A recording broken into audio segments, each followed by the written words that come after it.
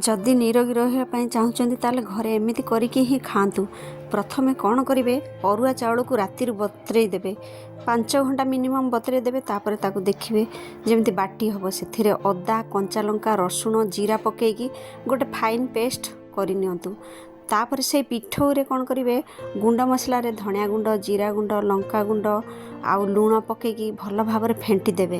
तापर पियाज 2टा काटिकी पकई नेबे, पकई नहीं से पारिबे जदि मूला कुरा विभिन्न प्रकार वेजिटेबल थाए जोटा नथिले भी मूला भी बहुत माने बहुत हेल्दी देह पाई भी बहुत भल हजम करिवार शक्ति भी थाए। मूला को भल भाव धोईकी ताकू छिलका बाहर कर देबे आउ कोरिकी से मूला को से पिठोरे गोड़े देबे। ऊपर गोटे कप दही पकईकी भल भाव फेंटी देबे।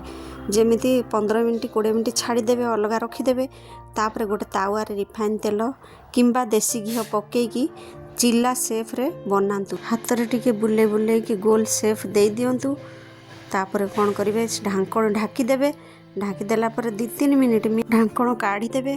काढ़ी देकी तापर कौन करेंगे, से चिल्ला को उल्टई देबे। उल्टई देकी ऊपर टिके तेल पकई देबे। तेल पकेला पर टिके लाल लाल हो जिवो। लाल लाल होला पर ताकू बाहर करि नेबे। आउ एपटे से कौन करेंगे, कौन सी चटणी किंबा धनिया चटणी किंबा तेंतुली चटणी किंबा दही रायता, खाली दही भी खाई पारिबे।